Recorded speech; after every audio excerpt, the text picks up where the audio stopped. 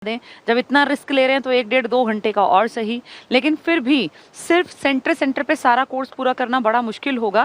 भाग दौड़ रहेगी। जो ऐप पे जुड़े हैं उन लोगों का हिस्ट्री, अगर वो पुराने जुड़े हुए हैं मेरे पार्ट पे, हिस्ट्री, पॉलिटिकल साइंस हो गया होगा, करंट अफेयर्स चल रहा होगा, फिजिक्स, केमिस्ट्री, बायो, कंप्यूटर, सब कुछ आपका इर्द गिर्द में लगभग लपेटे में आ चुकी होंगी बातें। ऐसे ही मैथ्स का भी बहुत सारा सिलेबस हो गया होगा।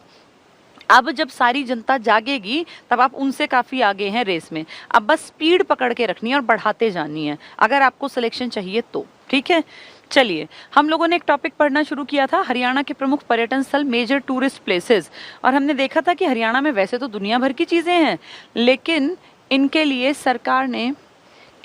सरकार ने जो है खास काम नहीं किया। कि ऐतिहासिक स्थल तो ढेर हैं, लेकिन सरकार ने ये कोशिशें नहीं की कि उनको इस तरह से आगे बढ़ावा दें कि वहाँ से हम कुछ पैसा कमा सकें या इंटरनेशनल लेवल पे इस चीज़ को हमें एक पहचान के तौर पे देखा जाए। जैसे पानीपत के 3 युद्ध हुए, लेकिन पानीपत के युद्धों के बारे में दुनिया तो जानती है, पर किसके मन में ये आता है कि जाके पानीपत देख के आए कि कैसे युद्ध हुए, कैसी वो ज़मीन है। कुरुक्षेत्र, महाभारत पूरी दुनिया को पता है, लेकिन कुरुक्षेत्र घूमने के पर्पज़ से विदेशी बहुत ज़्यादा कब आते हैं, अगर आते हैं तो इक्के दुक्के, ना के बराबर। जबकि दिल्ली आप देखो घूमने कितने विदेशी आते हैं, कारण उसको बढ़ावा दिया गया, उसको प्रमोट किया गया। तो जो ये प्रमोशन है ना, ये कहीं ना कहीं लैक करता है हरियाणा में। इसीलिए हम सांस्कृतिक तौर पर तो समृद्ध थे, लेकिन उसको अगली पीढ़ी तक बढ़ाने की कोशिश हमारी सरकारों ने उस तरह से नहीं की शायद जैसे की जानी चाहिए थी। और इसीलिए आपके हरियाणा में बहुत बड़े बड़े म्यूजियम बन सकते थे, क्योंकि इतनी बड़ी ऐतिहासिक पृष्ठभूमि जहाँ है वहाँ बड़े म्यूजियम क्यों नहीं है। अगर दिल्ली में एक से एक म्यूजियम बन सकता है तो हरियाणा में क्यों नहीं बन सकता है, लेकिन छोटे लेवल पर। उतना अभी ब्रॉड एस्पेक्ट नहीं दिखाई दे रहा जितना कि हरियाणा काबिल था। कोई बात नहीं, धीरे धीरे हम पढ़ के आगे बढ़ के अगली पीढ़ियों तक कोशिश करेंगे जितना ये बातें पहुंचा पाएं। कल हमने कई सारी चीज़ें पढ़ी थी और उन कई सारों में टेबल में हमने पढ़ना शुरू किया था। एक क्विक रिवीजन लेंगे 5 मिनट का, ताकि चीज़ें हमारे दिमाग में रहें, फिर आगे बढ़ेंगे। पेहोवा कल हमने पढ़ा था। कुरुक्षेत्र में पृथु राजा था, अपने पिता वेणु का तर्पण किया था, तो ये इसलिए श्राद्ध के लिए इंपॉर्टेंट। कपाल मोचन, सोम सरोवर, हिंदू और सिख एकता का प्रतीक है, गुरुद्वारा भी है और मंदिर भी है, कपाल मोचन, तो इसीलिए इंपॉर्टेंट था ये। कालेश्वर महादेव मठ, धरती पर 12 मठ हैं, जिनमें से एक आपके तमिलनाडु के रामेश्वरम में है और एक आपके हरियाणा के कालेश्वर महादेव मठ यमुनानगर में पड़ता है। लेकिन यमुनानगर में इतनी इंपॉर्टेंस नहीं बन पाई जितनी रामेश्वरम की बन गई। रामेश्वरम तो पूरी दुनिया जानती है, जबकि कालेश्वर को हरियाणा के लोग भी नहीं जान पाए ढंग से। प्राची तीर्थ, एक ऐसा तीर्थ जहां माँ गंगा, जो कि पवित्रता की प्रतीक है, उनके भी पाप धुल गए थे, तो प्राची तीर्थ गंगा के पाप धुलने वाली जगह थी। गौड़ीय मठ, चैतन्य महाप्रभु, बंगाली साधु, बंगाल से रिलेशन है ना, उनसे जुड़ा हुआ है। ब्रह्म सरोवर, एक ऐसा सरोवर कहते हैं राजा कुरु ने खुदवाया था और खुद ब्रह्मा जी ने, कहीं कहीं लिखा है ब्रह्मा जी ने खोदा था, ब्रह्मा जी ने आके यहाँ सृष्टि की शुरुआत की थी। मतलब जो धरती बनी है ना, वो हम मानते हैं कि हमारे ब्रह्म सरोवर से, इसकी मिट्टी से उसकी शुरुआत हुई थी। ये एक ऐसा सरोवर है जिसमें ब्रह्मा जी भी हैं, विष्णु भी हैं और महेश भी हैं, यानी सृष्टि का निर्माण करने वाला, सृष्टि का पालन करने वाला और सृष्टि का संहार करने वाला। ये चारों तरफ से पक्का है और इसकी इंपॉर्टेंस इस बात से दिखती है कि इसका जिक्र अबुल फजल ने भी किया, जो अकबर के टाइम में थे, बहुत बड़े रचनाकार थे। और एक आदमी था अल बरूनी, जो भारत आया था, जिसने किताबुल हिंद लिखी है, उसमें भी कुरुक्षेत्र के इस ब्रह्म सरोवर का जिक्र है। तो कुछ ना कुछ तो बात है, तभी हिंदू धर्म की बातें आप देख रहे हैं कि दोनों इस्लाम धर्म वाले हैं फिर भी कर रहे हैं, तो कुछ रहा होगा। इसके बाद है सूर्य कुंड, जैसे सूरज कुंड आए तो फरीदाबाद, सूर्य कुंड आए तो फिर इसको याद करना, जहाँ मान्यता है कि निसंतान स्त्रियाँ जो होती हैं उनको अगर स्नान करें तो उनको संतान की प्राप्ति हो सकती है।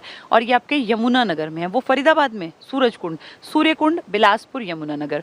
सफीदों, जहां जन्मेजय नाम के राजा ने सर्प दमन यज्ञ किया था, क्योंकि उनके पिताजी को एक सांप ने काट लिया था और उस सांप के काटने से उनकी मृत्यु हो गई थी। इनके पिताजी का नाम था परीक्षित, तो जन्मेजय के यज्ञ, सर्प दमन यज्ञ के कारण सफीदों की ऐतिहासिक इंपॉर्टेंस है। कहाँ पड़ेगा? आपके जींद में। ठीक है। आपगा या आपया ऐतिहासिक नदी है, वेद पुराणों में भी इसकी कहीं ना कहीं जिक्र आया है। अस्थल बोहर रोहतक में पड़ेगा और यहाँ पे बाबा मस्तनाथ यूनिवर्सिटी है। कनफटे साधु यहाँ पे रहते हैं और इसकी मेन इंपॉर्टेंस तो यही है, जैसे अस्थल बोहर आए तो कनफटे साधु से, गोरखनाथ इनके पहले गुरु थे, तो नाथ संप्रदाय से संबंधित है। ये रहा नाथ और गोरखनाथ। नेक्स्ट है चंद्रकूप। कहते हैं कि चंद्रकूप एक ऐसा कुआं था जिसको युधिष्ठिर ने खोदा था श्री कृष्ण के कहने पर। इसकी यही इंपॉर्टेंस है महाभारत जीतने के बाद, ठीक है। तो युधिष्ठिर ने। कुबेर तीर्थ क्या था, ये भी चैतन्य, गौड़ीय मठ भी चैतन्य, कुबेर तीर्थ भी चैतन्य का। और यक्षपति कुबेर की द्वारा यज्ञ किए गए थे। कुबेर मतलब धन के भगवान। ज्योतिसर सरोवर हमने कल पढ़ा था, जो गीता का पवित्र उपदेश दिया गया था वो इसी सरोवर के निकट। और ये सारा पक्का नहीं है, इसका सिर्फ चबूतरा पक्का है, जबकि ब्रह्म सरोवर का चारों तरफ से पक्का है पूरा एरिया, इसका सिर्फ चबूतरा। तो यहाँ पे श्री कृष्ण ने गीता का उपदेश दिया और इसी के पास पड़ता है बिड़ला मंदिर। मैंने कल भी बताया था बिड़ला परिवार बहुत अमीर घराना है और आज से नहीं, आज़ादी से पहले टाइम से बहुत तगड़े थे। तो इन लोगों ने पूरे देश के अलग अलग कोनों में अलग अलग भगवानों के मंदिर बनवाए। पैसा था ही तो भगवान को समर्पित कर दिया कुछ, भाई तेरा तुझको अर्पण वाली बात। तो वहाँ पे इन्होंने हमारे कुरुक्षेत्र में श्री कृष्ण भगवान को एक मेन डाइटी या मेन भगवान मान के उनसे जुड़ी चीज़ें की, जिसमें कि कृष्ण भगवान और वो रथ पे बैठा हुआ अर्जुन बिल्कुल वाइट उसमें मार्बल में बनाया गया। एक तरह से कह सकते हैं कि कृष्ण को समर्पित है, सारे नहीं लेकिन हमारे वाला। और इसीलिए गीता के श्लोक लिखे हुए हैं बिड़ला मंदिर पर। 1952 में ये बनाया गया था, ठीक है। तो ये सारा हमें पता है। पुष्कर तीर्थ मैंने कल भी बताया था, आपके राजस्थान में था पुष्कर, मेन तो पुष्कर वहीं है, लेकिन आपके यहाँ कहाँ है पुष्कर? प से परशुराम। परशुराम जो ब्राह्मण समाज अपना हेड मानते हैं कि भाई हमारे कुल गुरु है या हम उन्हीं की वंशज है, उन्हीं की संतान है, उनके पिताजी थे जमदग्नि। जमदग्नि ने पूजा की थी। आज यहाँ पोंखरी खेड़ी गांव है, ठीक है। तो देखो पूर्णिमा के दिन सरोवर परशुराम हो गया, जमदग्नि, तो वही है मेन। ये नरकातारी कौन सी जगह थी? नरक से उतर गए, अनरक। जो ये अपने भीष्म पितामह थे, जब ये शर शैया पर लेटे थे, मतलब शर होता है ये तीरों की शैया पर जब लेटे थे तो उस टाइम पर ये चाहते तो प्राण त्याग देते, लेकिन सूरज दक्षिणायन में था, सूरज के उत्तरायण में आने का वेट करते रहे और उसी शरशैया पे लेटे रहे। इनसे रोज मिलने जाते थे ना दुर्योधन वगैरह भी और ये पांडव भी। ये तो 10वें दिन ही तो हो गई थी घटना, युद्ध चला 18 दिन, तो युद्ध रोज होता था। ये वहीं अपनी शरशैया पर लेटे हुए थे। इनको इच्छा मृत्यु का वरदान था, लेकिन मृत्यु ये जानबूझ के नहीं ले रहे थे, क्योंकि ये सूरज की उस स्थिति की प्रतीक्षा में थे। जब इनको प्यास लगी तो वहीं पे अर्जुन ने एकदम से तीर मार के, और कहते हैं गंगा की धारा सीधे इनके मुंह तक पहुंचा दी थी। तो यही वो जगह है जहां इन्होंने प्राण त्यागे, और इसलिए कहते हैं कि यहीं से महाभारत का युद्ध शुरू हुआ और यहीं पे महाभारत का अंत हुआ। जैसे भीष्म पितामह के अगर इतिहास को पढ़ते हैं तो कहीं ना कहीं शकुनी और इन सब के बारे में आप पढ़ के जानते हैं कि जो अंबालिका, वो जो पुराने कैरेक्टर थे, जो इनको श्राप मिला था, तो उसके बाद ही तो ये था ना कि तेरा भाई वध ऐसे इंसान, कुछ इस तरह की बातें थी। एग्जैक्टली तो मुझे सारी कहानी नहीं याद, पर हाँ इनका एक नेगेटिव रोल भी था थोड़ा सा, जहाँ गड़बड़ी फील की गई थी, और बाद में कहा गया कि इसी जगह पे उसकी शुरुआत हुई और इसी जगह उनका अंत हुआ।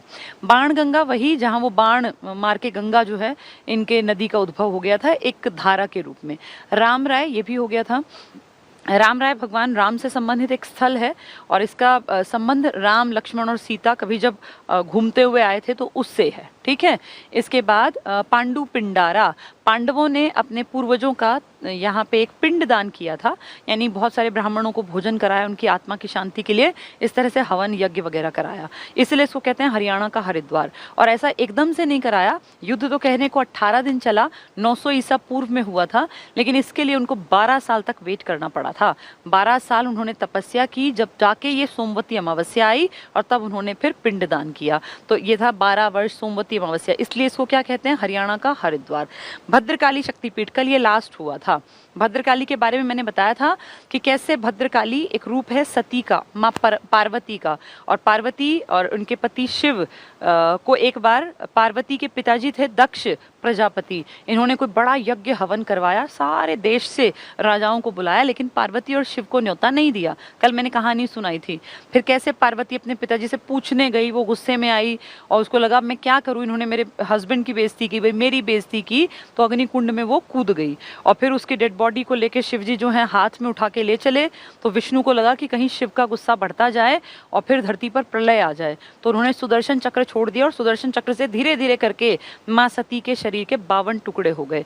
जहाँ जहाँ शरीर का जो जो हिस्सा गिरा वहाँ वहाँ एक मंदिर, एक शक्तिपीठ बनती गई। तो ऐसी ही एक शक्तिपीठ आपके यहाँ है, भद्रकाली शक्तिपीठ, जहाँ उनके शरीर का जो घुटना होता है ना, घुटना, इसके नीचे टखना होता है, जहाँ लोग पायल पहनते हैं, पजेब पहनते हैं, तो वो हिस्सा उनके शरीर का, जैसे सबसे पहले काटा तो पहले पैरों से काटना शुरू किया, तो वो जो हिस्सा गिरा ना टखने वाला, तो वो टखने के गिरने वाली जगह पे ये भद्रकाली शक्तिपीठ बन गया। ठीक है, यहाँ से कल हमें पढ़ना था, तो आज इससे आगे पढ़ेंगे। ये सब कल का रिवीजन था, आप 2-3 बार सुन लोगे ना चीजें तो याद रह जाएंगी। तो भद्रकाली शक्तिपीठ, ये शक्तिपीठ कुरुक्षेत्र में है। ये 51 शक्तिपीठों में से एक है। मैंने आपको बताया किताबें 51 कहती हैं, बहुत सारी किताबें 52 भी कहती हैं। अगर एक ऑस्पिशियस नंबर देखें कोई, जैसे इंडिया में, तो 51 को ज़्यादा शुभ माना गया, तो 99% 51 वाली बात ऑथेंटिक लगती है, पर हाँ किताबें 52 भी बताती हैं। शक्तिपीठों में से एक है, यहाँ सती का टखना गिरा था। तो सती कौन है? माता पार्वती, यही भद्रकाली है, यही कामाख्या है, पता नहीं कितने सारे नाम हैं इनके। नवग्रह कुंड, अब ये नवग्रह कुंड क्या है? नवग्रह कुंड ग्रह तो 9 आपके पहले थे ही, अब उनमें से प्लूटो आपने पढ़ लिख के ग्रहों की श्रेणी से हटा दिया, अदरवाइज पहले नवग्रह थे। तो ये सोम, मंगल, बुध, बृहस्पति, जो ये नाम है, राहु, केतु टाइप के, ये सब ग्रहों के ही तो नाम हैं। इन ग्रहों के लिए जब ये कैथल में थे, कुरुक्षेत्र में ये युद्ध हुआ, इसके बाद कैथल में इन पांडवों ने ग्रहों की पूजा करने के लिए ऐसे 9 कुंड बनाए थे, तो नाम पड़ गया नवग्रह कुंड। तो नवग्रह कुंड की काशी बन गई कैथल। तो कैथल में 9 छोटे छोटे से उस टाइम में तालाब से खोद दिए थे, जिनको नवग्रह कुंड कहा गया। तो कैथल में सबसे बड़ी बात है ये, इसी के कारण ये इंपॉर्टेंट है क्वेश्चन। कैथल में भगवान श्री कृष्ण ने युधिष्ठिर से नवग्रह कुंडों का निर्माण कराकर नवग्रह यज्ञ कराया था। इन कुंडों के कारण कैथल को छोटी काशी, बहुत इंपॉर्टेंट, वेरी वेरी इंपॉर्टेंट, वो कहेंगे नवग्रह कुंड की काशी कौन सी है, तो आप कहोगे ये कैथल वाली। 2 काशी हैं आपके यहाँ, एक भिवानी भी आपकी काशी है, ये भारत की छोटी काशी कहलाती है, क्योंकि इंडिया में एक काशी तो यूपी में है, एक कहेंगे भारत की छोटी काशी बताओ, तो आप कहोगे भिवानी। क्यों? क्योंकि यहाँ मंदिर बहुत ज़्यादा है, भिवानी में मंदिर अधिक होने के कारण इसको इंडिया की छोटी काशी कहा जाता है। फिर कहेंगे हरियाणा की छोटी काशी कौन सी, तो हरियाणा की बड़ी काशी तो ये, और हरियाणा की छोटी काशी कैथल। क्यों कैथल? क्योंकि यहाँ पे नवग्रह कुंड खोदे गए थे। किसने? श्री कृष्ण ने। किससे खुदवाए? युधिष्ठिर और उनके भाइयों से। चंद्रकूप भी युधिष्ठिर ने ही बनाया था, वो एक कुआं था। ये नवग्रह कुंड है, 9 ग्रहों के नाम पे कुंड बना दिए थे। ठीक है, ये वेरी इंपॉर्टेंट में है, कैथल वाला भी और आपका ये भिवानी वाला भी। कारण अलग है, यहाँ कुंड बने थे, वहाँ मंदिर ज्यादा है। तो शाम के पंचतीर्थ, ये तो शाम क्या है, कहते हैं यहाँ भी 8 कुंड यहाँ भी बनाए थे, लेकिन फेमस है उनमें से 5 कुंड, तो वो 5 कुंड ज्यादा फेमस है। वैसे तो शाम की एक चीज और भी फेमस है, ये तो शाम की बारादरी है, मैं थोड़ा सा बता देती हूँ आपको। तो शाम एक जगह का नाम है, तो शाम भिवानी में पड़ता है, और यहाँ पे एक बहुत बड़ी इंपॉर्टेंट चीज है बारादरी। क्या है बारादरी? कहते हैं ये जो आपके ये थे ना पृथ्वीराज चौहान, जो अजमेर मारवाड़ के इलाके के राजा थे, दिल्ली पे जिनका राज था, जो हरियाणा तक राजपाट जिनका फैला था, 1191-1192 तराइन का युद्ध पृथ्वीराज चौहान ही तो लड़े थे, पूरे बेल्ट उन्हीं की थी। तो पृथ्वीराज चौहान जो थे ना, उन्होंने यहाँ पे जो ये तो शाम की बारादरी है, इसको कहते हैं ये उनकी कचहरी थी, मतलब यहाँ बैठ के वो न्याय करते थे। इसकी खासियत क्या है, यहाँ पे 3-3 करके ऐसे और चारों तरफ कमरे बना रखे हैं, लेकिन अजीब बात है इन कमरों में से एक में भी चौखट नहीं है। 3 चौक 12, तो ये 12 हैं, लेकिन इनमें से किसी में चौखट नहीं है। और ये जो बीच में है ना, ये केंद्रीय कक्ष है, सेंट्रल हॉल। तो सेंट्रल हॉल में राजा बैठता था पृथ्वीराज चौहान, और फिर वो केसेस को सुनते थे। उस टाइम पे, उस टाइम राजा ही न्यायाधीश हुआ करते थे। तो इनके आसपास ये इस तरह के 12 कमरे थे, 3-3 करके। केंद्रीय कक्ष में बैठा हुआ आदमी जो है ना, उसकी एक होल्ड होता था और वो सबसे बड़ा माना जाता था। तो ये पृथ्वीराज की कचहरी कहलाती है। 12 दरी क्यों कहते हैं? क्योंकि 12 दरवाजे थे, लेकिन एक में भी चौखट नहीं थी। 12 दरवाजे इन द सेंस वैसे दरवाजे नहीं थे, बिना चौखट के ऐसे कक्ष बना रखे थे, ठीक है, एक बीच में सेंट्रल हॉल। तो ये तोशाम के पंच तीर्थ भी 12 दरी की तरह से ही हैं। पंच मतलब 5 फेमस हैं, बनवाए 8 थे लेकिन है फेमस। भिवानी स्थित तोशाम की पहाड़ी पर 8 पानी के कुंड बने हुए हैं, जिसे पांडव तीर्थ के नाम से जाना था, क्योंकि 5 तीर्थ फेमस हैं। तो 5 कुंड फेमस हैं 8 में से। नवग्रह कुंड कहाँ थे? कैथल में। वो किसने बनवाए थे? श्री कृष्ण ने। इनके बारे में ये नहीं बताया किसने बनवाए थे, इनका बस ये है कि तोशाम में पंच तीर्थ हैं, 5 कुंड हैं, वो पंच तीर्थ कहलाते हैं। तोशाम की क्या फेमस है? 12 दरी, 12 दरवाजे, लेकिन उनमें चौखट नहीं है, 12 कमरे, छोटे छोटे कक्ष बने हुए हैं। ढोसी एक ऐसी पहाड़ी जिसकी ऊंचाई जो है वो 652 मीटर है, और ये अरावली में सबसे ऊंची है, क्योंकि हरियाणा की सबसे ऊंची की हाइट है 1467 मीटर, लेकिन ये आपके उत्तरी हिस्से में है, मतलब हरियाणा के ऊपर के हिस्से में है। ये मोरनी की पहाड़ियों में है और इस चोटी का नाम है करोह। लेकिन जो इसकी बात हो रही है ये ढोसी है, और ये आपकी अरावली की पहाड़ियों में है। जमीन आसमान का अंतर है ना। अरावली आपकी दुनिया में सबसे पुराने पहाड़ हैं, अवशिष्ट पर्वत हैं, बचे हुए हैं, लेकिन शिवालिक की पहाड़ियाँ जो मोरनी हिल्स हैं ये तो बिल्कुल नए हैं। तो दुनिया में सबसे नए पहाड़ों में आपके यहाँ सबसे ऊंची चोटी है ये वाली, और दुनिया के सबसे प्राचीन पहाड़ों में आपके यहाँ चोटी है ये वाली 652 मीटर। कहते हैं यहाँ पे एक ऋषि मुनि बैठे और तपस्या करते गए 7000 साल तक तपस्या करते गए। ऐसा सुन के हमें लगेगा ऐसा कैसे हो सकता है, लेकिन पौराणिक चीज़ें ऐसा कहती हैं कि पहले सच में बहुत लोगों के पास तपस्या के बाद जिंदा रहने का हुनर था, और लोग हजारों साल तक तपस्या कर लेते थे। उनकी लाइफ हमारी तरह नहीं थी कि सांस की बीमारी हो गई, किसी को कोरोना हो गया या इस तरह की बीमारियां। वो सालों साल वो एक्चुअली खाते इतना बढ़िया थे, तब कोई मिलावट नहीं थी, कुछ नहीं था। तो एवरेज आदमी भी तब तो देखो, हमारी दादी वगैरह जो है बताती थी कि 100 साल तो नॉर्मल सब जीते ही जीते थे। जो भी मेरी दादी के टाइम के लोग भी 90 प्लस करके ही तो गए हैं सब। कोई ऐसे हमारे दादा के टाइम में ऐसा कौन था कि 30 में मर गया, लेकिन आजकल आप देखो 19 साल में हार्ट अटैक आ जाते हैं, 20 साल में। कारण ये आबो हवा बिगड़ गई। यहाँ जो खान पान है, आप कितना ही ध्यान रख लीजिए, लेकिन आप कितने ही कोशिश कर लेंगे तब भी आप मार्केट से कोई सब्जी अगर लाते हैं या आप अपने खेत में भी उगाते हैं तो भी उसमें पेस्टिसाइड्स, वीडीसाइड्स, और इस हवा के प्रदूषण से आप कैसे बच जाएंगे। इसीलिए देखो लाइफ स्पैन उतना लंबा नहीं रहा। अब जिंदा ज्यादा लोग रहते हैं, पहले पैदा होते ही जो मरते थे वो बहुत ज्यादा थे। अब जितने लोग जिंदा रहते हैं लगभग लोग जिंदा बच ही जाते हैं, लेकिन उनको देखें अगर तो उनका लाइफ टाइम जो है आज कितना है एवरेज, 70 पकड़ना बहुत मुश्किल दिखता है। अब जो आने वाली पीढ़ियां हैं वो तो और कमजोर होंगी, क्योंकि आबो हवा सब खराब है, ना अच्छा खाने को मिल रहा, ना अच्छा सांस लेने की दिक्कत हो रही है लोगों को। कितने सारे लोगों को सांस के रोग हो गए, लगभग लोगों को 60 क्रॉस करते ही डायबिटीज होने लग गई। हमारी दादी के टाइम तक डायबिटीज नाम की कोई बीमारी थी ही नहीं, उनके सारे सिस्टम, सारे फंक्शन फिट एंड फाइन थे। वो तो एक स्टेज क्रॉस करने के बाद फिर ये होता है कि सेल कितने दिन काम करेंगे, कभी तो खत्म होंगे, कभी तो वो चीज जाएगी, तो वो चले गए। नहीं तो उस टाइम के लोगों में कब तुमने सुना कि कैंसर हो गया, टीबी हो गया, या डायबिटीज हो गई, या थायराइड हो गया। आज बच्चे के जन्म से पहले बच्चों को डायबिटीज होने लग गया, माँ के गर्भ से निकले बच्चे को डायबिटीज है। अब देखो हालत कितनी खराब है। तो ये सब चीजें क्या पूरे सिस्टम को खराब नहीं करेंगी? करेंगी। अब ऐसे उदाहरण हैं जहाँ 7-7 हजार साल तक लोग जिंदा थे। तो ढोसी एक पहाड़ी है जिसपे एक ऋषि मुनि थे, महर्षि च्यवन, और यही वो च्यवन हैं जिनके याद में च्यवन प्राश तुम खाते हो। तो महर्षि च्यवन, इन्होंने च्यवन प्राश पहली बार बनाया था और तब से फेमस है। ढोसी की पहाड़ी पर 7000 साल तक इन्होंने तपस्या की थी। तो ये बहुत बड़ी अचीवमेंट है। उस टाइम हमारे हरियाणा के ढोसी की पहाड़ी पे बैठे थे ये, और ये कहाँ पड़ेगी? महेंद्रगढ़ में। ठीक है। नेक्स्ट है पंचवटी, प से पंचवटी, प से पलवल। पलवल में कहते हैं यहाँ पे सीता और भगवान राम और पांडव ये सब रहे थे। तो पंचवटी, पंचवटी 5 वट के पेड़ थे यहाँ, 5 वट वृक्ष थे, इसीलिए इसका नाम पड़ा पंचवटी। और यहाँ पे खास क्या है? पलवल में प और पांडवों के समय निर्मित प्राचीन मंदिर है यहाँ। अज्ञातवास, जब ये 1 साल के लिए अज्ञातवास में थे ना, किसी को पता ना चले पांडव कहाँ हैं, तब उन्होंने यहाँ पे विश्राम किया था। तो पंचवटी में माता सीता की भी कुटिया मिलेगी, और पंचवटी में द्रौपदी घाट भी है। क्यों? क्योंकि ये लोग भी वहाँ रुके थे। जब ये 1 साल वनवास के बाद 1 साल इनको और इसमें रहना था ना, अज्ञातवास में, कि अगर पकड़े जाएंगे तो वापस 14 साल के लिए जाएंगे।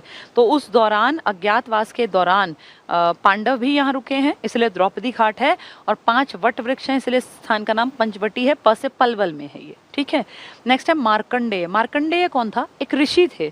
मार्कंडेय इतिहास में, पुराणों में एक ऋषि मुनि हैं और ये ऋषि मुनि बहुत बड़े भक्त हैं भगवान शिव जी के।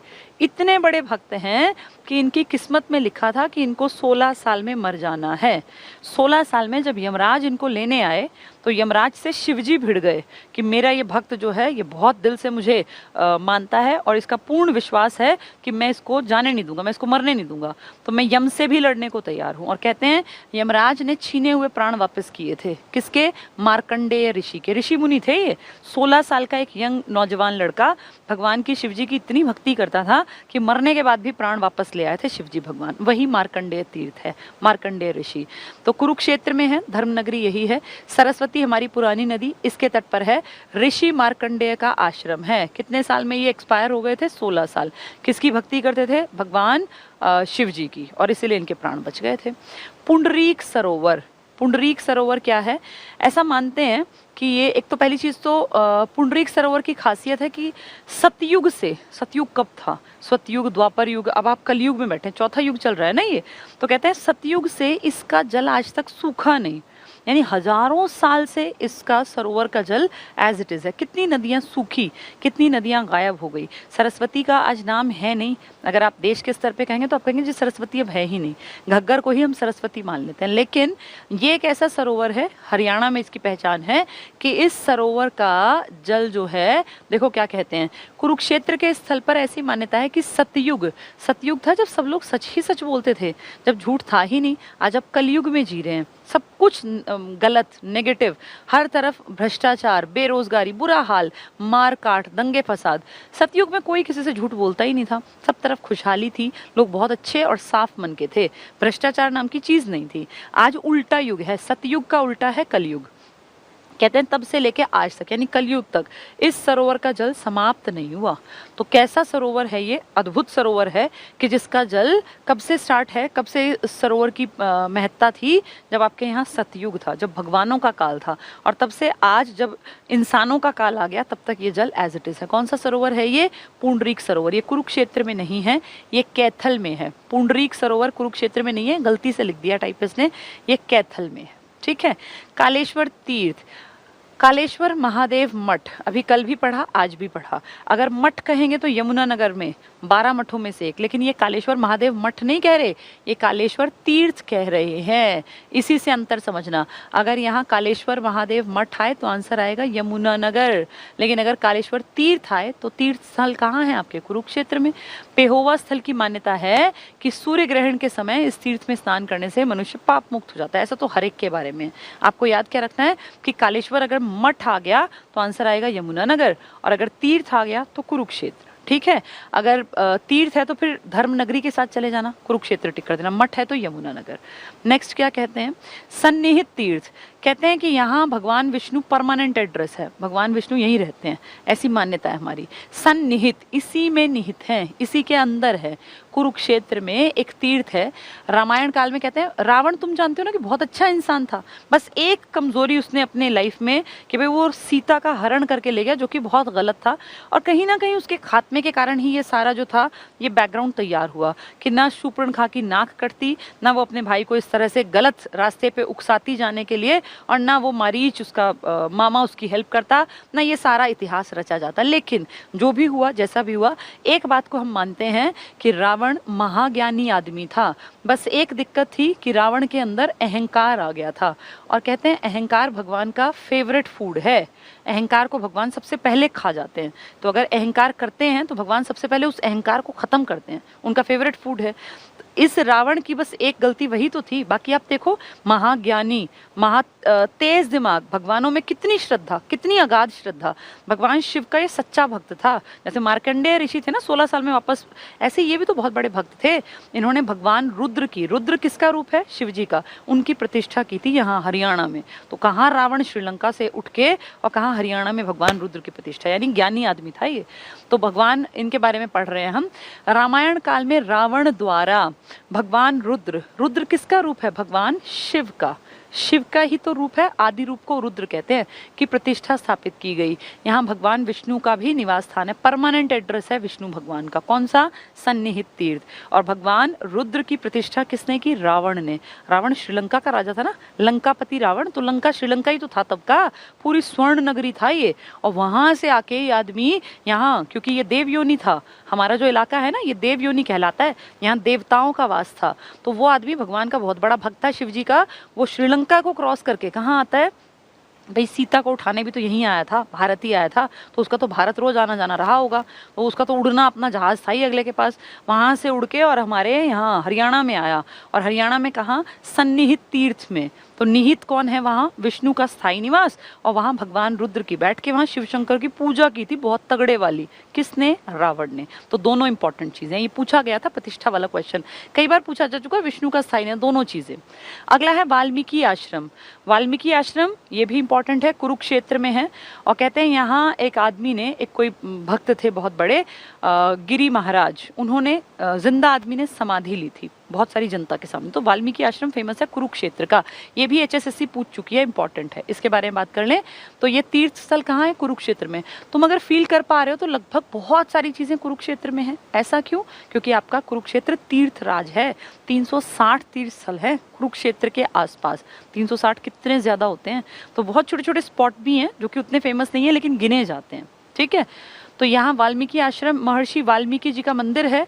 यहाँ बाबा लक्ष्मण गिरी महाराज, लक्ष्मण जी गिरी महाराज लिख देते हैं, इन्होंने जीवित समाधि ली थी, जिंदा ही समाधि लगा गए थे।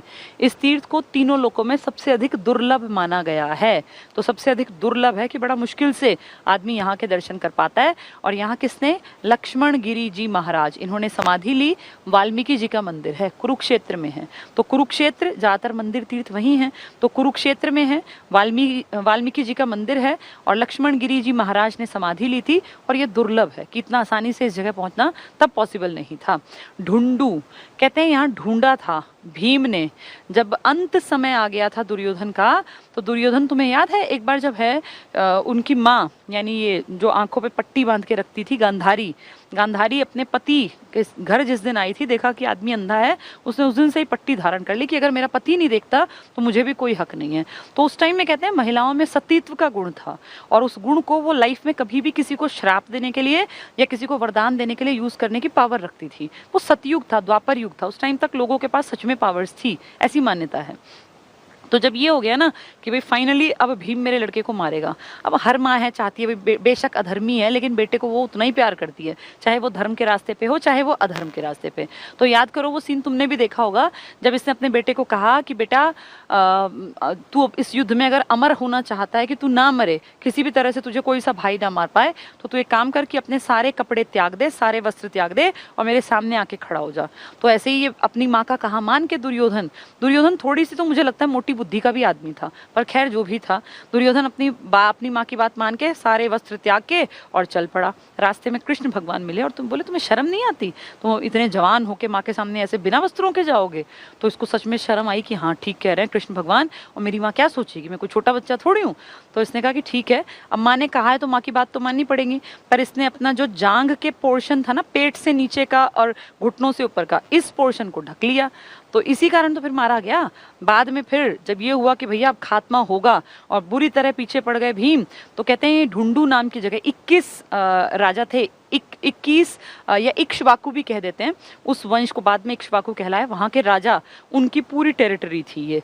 तो वहाँ जाके एक इसमें अंदर घुस के बैठ गए, ढूंढू नाम की जगह, वहीं से फेमस हुई है। फिर आए भीम और इनको निकाला, और निकाल के फिर इनकी जंघा पे ही तो वार किया था। तो इस तरह से इनका खात्मा हुआ, अधर्म पे धर्म की विजय हुई। इस ढूंढू की ये इंपॉर्टेंस है, यहाँ ढूंढ के मारा था। जींद का वो स्थान है, सोचो लड़ाई कहाँ थी? कुरुक्षेत्र, और भागा कहाँ? जींद में, ताकि बच जाऊं। तो जींद का वो स्थान जहाँ दुर्योधन का वध हुआ था, ढूंढू तीर्थ के नाम से प्रसिद्ध है। तो लड़ाई हो रही है कुरुक्षेत्र में, और तब कौन से रेल और बस चलती थी, और ये भागे भागे कहाँ गए हैं? छुपते छुपाते हुए जींद में। जींद में है ढूंढू, वहीं जाके मारा। और जींद में देखो पांडु पिंडारा, अपने पूर्वजों का, जहाँ पे इन्होंने सोमवती अमावस्या को पिंड दान किया था। तो ये पूरा वही इलाका था। इसको 48 कोस कहते हैं। 48 कोस यानी कुरुक्षेत्र से लेके और ऊपर नीचे की तरफ 48 कोस तक जितने जितने इम्पोर्टेंट स्थल हैं वो सब लगभग महाभारत काल या रामायण काल से जुड़े हुए हैं। और इस पूरे बेल्ट के विकास के लिए हरियाणा सरकार भी कह रहे हैं काम कर रही है, ताकि इस 48 कोस पे जितनी मेन चीज़ें फैली हैं ना, इन सबको दोबारा से हिस्टोरिक चीज़ों को दोबारा से इस तरह का बनाएं कि लोग घूमने जाएं, लोग सुने ये कहानियाँ। क्योंकि जब इंडिया के इतिहास में इंपॉर्टेंस है तो हमारे अपने इतिहास में क्यों नहीं है? तो ये सारे स्थान इंपॉर्टेंट है। उम्मीद करती हूँ सबको ये कहानी समझ में आ रही होंगी। अब जैसे कोई तुमसे पूछे ढूंढू, तो किसको ढूंढ के मारा? दुर्योधन। एक एक मोटी बात हर किसी को समझनी है। वाल्मीकि जी का मंदिर है, और यहाँ क्या है? लक्ष्मण गिरी जी महाराज ने जीवित समाधि ली। नेक्स्ट सन्निहित में कौन निहित है? विष्णु। और यहाँ भगवान रुद्र की प्रतिष्ठा किसने की थी? रावण ने, जो श्रीलंका का राजा था। कालेश्वर, अगर महादेव मठ आया तो रामेश्वरम जैसा, और तीर्थ आया तो बस स्नान करने से पाप मुक्त हो जाते हैं। नेक्स्ट है पुंडरीक सरोवर, आज तक पानी नहीं सूखा, सतयुग से लेके कलयुग आ गया। मार्कंडेय तीर्थ, वो 16 साल के ऋषि मुनि जो किसके पक्के भक्त थे? शिवजी के। शिवजी उनके प्राण बचा के वापस लाए यम से, ठीक है। मार्कंडे। पंचवटी, 5 वट के वृक्ष थे। यहाँ द्रौपदी घाट भी है। 1 साल के अज्ञातवास के दौरान पांडव यहाँ रहे थे, और उसके अलावा राम और सीता भी यहाँ पर रहे थे। सीता माता की कुटिया भी है पंचवटी में। ढोसी, जहाँ 7000 साल तक एक ऋषि मुनि बैठे रहे थे।